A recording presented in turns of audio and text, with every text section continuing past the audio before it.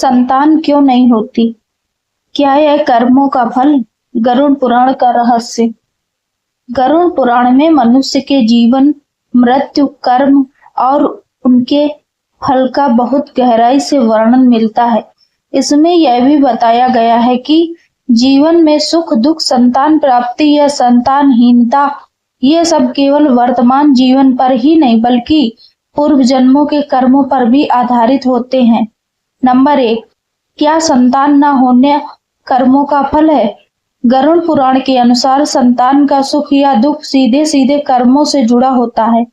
यदि किसी व्यक्ति ने पिछले जन्म में कुछ विशेष पाप किए हों, तो उसका प्रभाव इस जन्म में संतान न होने के रूप में दिख सकता है। ऐसे कर्म बताए जाएंगे। आज हम बताएंगे इस वीडियो में। किसी बच्चे या गर्भवती स्त्री को कष्ट देना, माता पिता का अपमान करना, गुरु या ब्राह्मण का अनादर करना, किसी का वंश समाप्त करने का कारण बनना, धन के लालच में दूसरों का नुकसान करना। ऐसे कर्मों के कारण व्यक्ति को संतान सुख से वंचित रहना पड़ सकता है।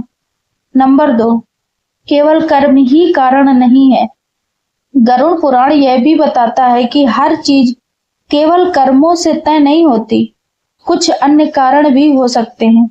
शरीर में दोष, आज के समय में मेडिकल कारण, ग्रह नक्षत्रों की स्थिति, विवाह का समय और योग, जीवन शैली और मानसिक स्थिति। इसलिए संतान न होना केवल पाप का परिणाम है, ऐसा मानना पूरी तरह सही नहीं है। नंबर 3, क्या इसका कोई उपाय है? गरुड़ पुराण और अन्य धर्म ग्रंथों में इसके कुछ उपाय बताए गए हैं। आध्यात्मिक उपाय, भगवान विष्णु की पूजा, गरुड़ पुराण का पाठ, पितरों का तर्पण और श्रद्धा करना, गरीबों और बच्चों को दान देना, गौ सेवा और ब्राह्मण सेवा, सकारात्मक सोच रखना, पति पत्नी के बीच प्रेम और शांति बनाए रखना, तनाव से दूर रहना। नंबर 4, एक गहरा आध्यात्मिक सत्य।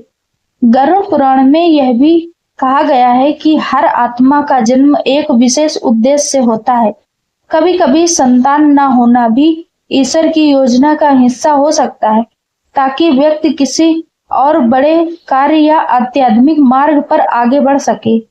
संतान न होना केवल कर्मों का फल नहीं, बल्कि यह कई कारणों का परिणाम हो सकता है, जिनमें कर्म, शरीर, समय और ईश्वर की इच्छा शामिल है।